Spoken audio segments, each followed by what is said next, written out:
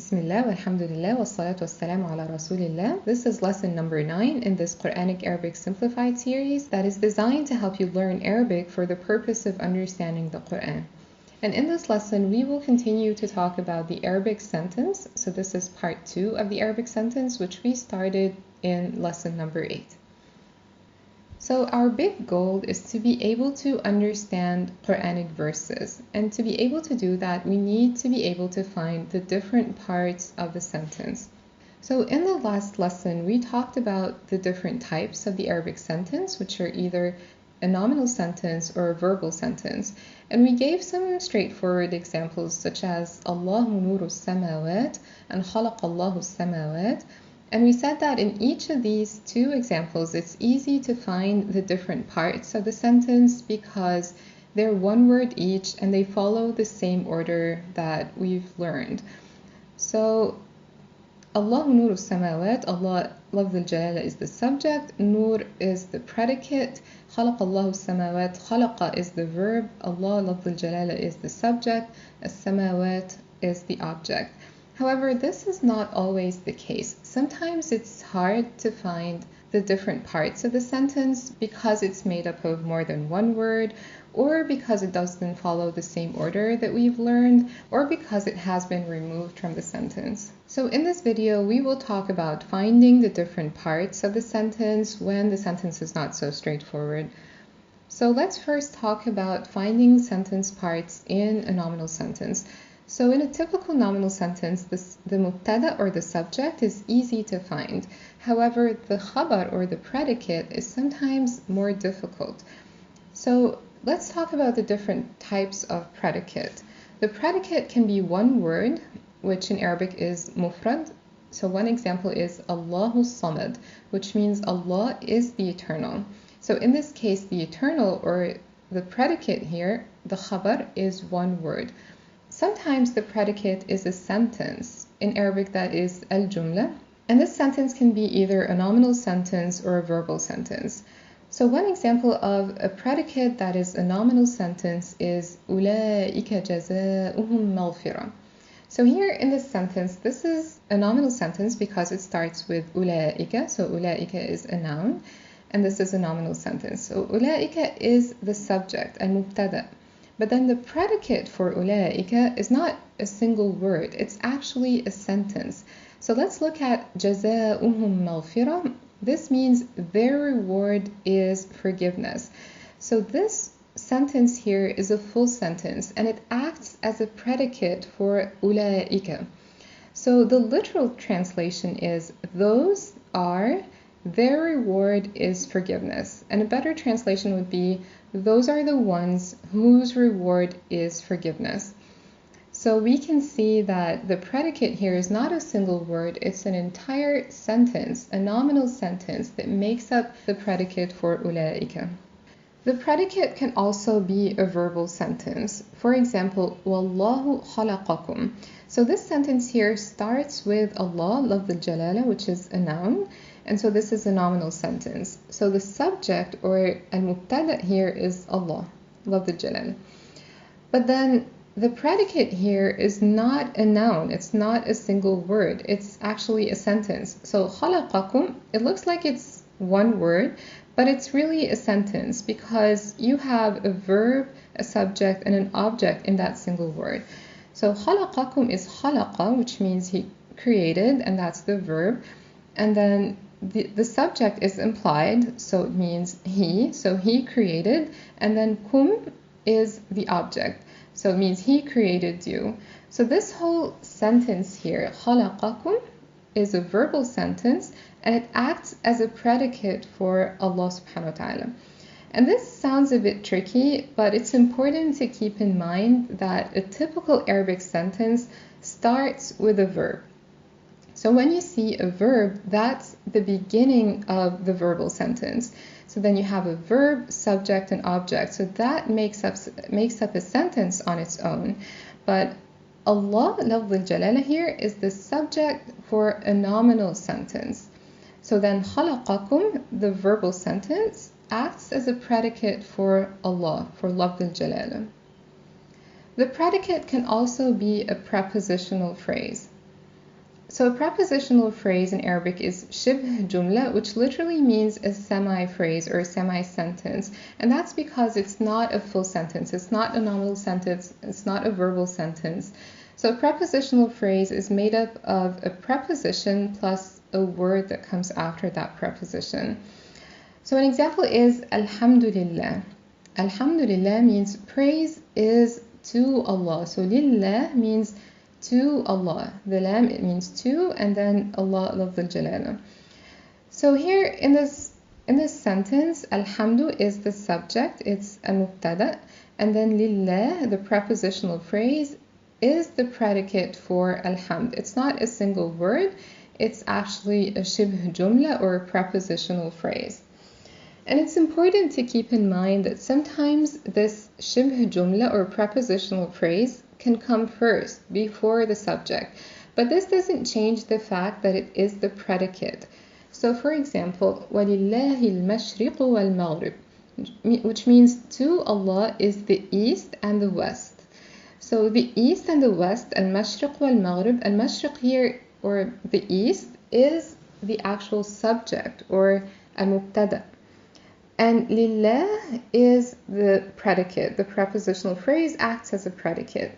But it just comes first, but it's still the predicate. And mashriq comes later, and that's still the subject or the mubtada. Now let's talk about finding the sentence parts in a verbal sentence. And for a verbal sentence, it's easy to tell the verb, and I have a separate video on finding the verb and how to tell if a word is a verb. But then the subject and the object can be a bit tricky. So let's talk about those. So first, for the subject or al-fa'il. The subject can be either a noun, so that's straightforward. خَلَقَ اللَّهُ السَّمَاوَاتِ means Allah created the heavens. So Allah here is the noun. But then it can also be a pronoun, and a pronoun can be either visible or implied. So let's take an example of each. خَلَقْتُ. خَلَقَ is to create, and this ta with a dhamma in the end means I. So خَلَقْتُ means I created. In this case, the subject is a visible pronoun. The pronoun can also be implied, which means it's completely removed from the sentence. An example is خَلَقَ الْإِنسَانِ, which means created man. So it's understood to be here that the subject is he or huwa, but huwa has been removed to avoid repetition.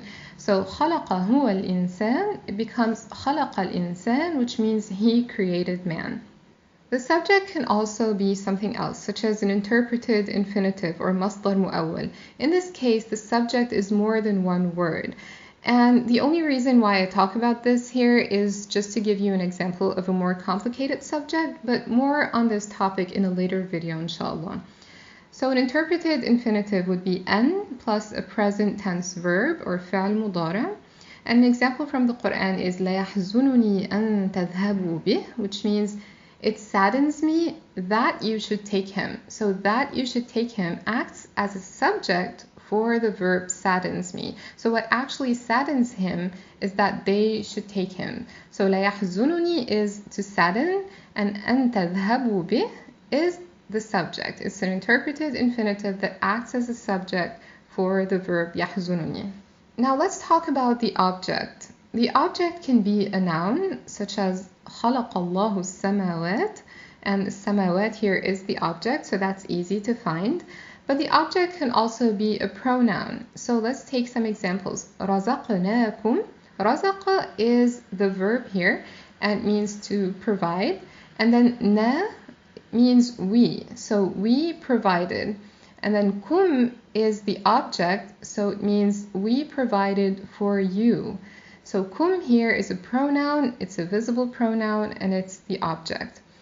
And then khalaqakum. Khalaqakum here means khalaqa is to create, and then kum is you. So the subject here is an implied pronoun, which is he or huwa. Khalaqa huwa kum. And then kum is you, which is the object. So we can see that in each one of these two examples here, khalaqakum and razaqnakum, it looks like it's just one word, but each one of these two examples is a full verbal sentence. There's a verb, there's a subject, and then there's an object. And then sometimes there is no object in the sentence. And this is also true for English. So one example is ماتوا, and in English this is they died. And when you say they died in English, you don't really need an object. It's just a verb and a subject. And then sometimes there are two objects in the sentence. So an example is وَعَلَّمَ آدَمَ الْأَسْمَاء, which means he taught Adam the names. Allama means he taught, and Adam is the first object, and the names or al-asma are the second object. So to teach someone something, so you have two objects here. Now let's practice what we just said. وَالصُّلْحُ خَيْرٌ. So this sentence starts with a noun, and we know that it's a noun because it starts with an alif lam. And so we know that this is a nominal sentence because it starts with a noun. So al-sulh is the subject or al-mubtada, and khayr is the khabar or the predicate. And we know that khayr is a mufrad or one word. So the khabar here is just one word. أنزل من السماء ماء. So أنزل is a verb. So we know that this sentence starts with a verb. So it's a verbal sentence. But then we can't really find the subject here. أنزل means to send down. But there is no subject, so the subject is an implied pronoun. So it means أنزل هو. So he sent down, or he sent down. من السماء means from the sky, and then ماء is rain or water. So this is the object. So we know that the verb is أنزل, the subject is هو, or an implied pronoun, and the object is ماء, or rain or water. So he sends down from the sky rain. And in this case, the object can come later in the sentence, then the order doesn't really matter that much. Now let's take a similar example. وَاللَّهُ أَنزَلَ مِنَ السَّمَاءِ مَاءً. In this sentence, the sentence starts with a noun, which is Allah, لفظ الجلالة. And so we know that it's a nominal sentence. It's not a verbal sentence. But then أَنزَلَ مِنَ السَّمَاءِ مَاءً, that is a verbal sentence. And so this whole verbal sentence, أنزل من السماء ماء, acts as a predicate for the subject, لفظ الجلالة Allah. And so this is different from أنزل من السماء ماء. أنزل من السماء ماء is a verbal sentence, but والله أنزل من السماء ماء is a nominal sentence. And it means, and Allah has sent down rain from the sky. So a drill for you to practice this week is to find sentences in the Quran. Try to tell what type of sentence this is, whether a nominal or a verbal sentence, and try to tell the different parts of that sentence. And since we talked about pronouns this video, we will dedicate the next video to talking about pronouns in detail, inshallah. If you like this video, please don't forget to hit the like button and to share with your friends. And please don't forget to subscribe and turn on the notification bell. Thanks for watching.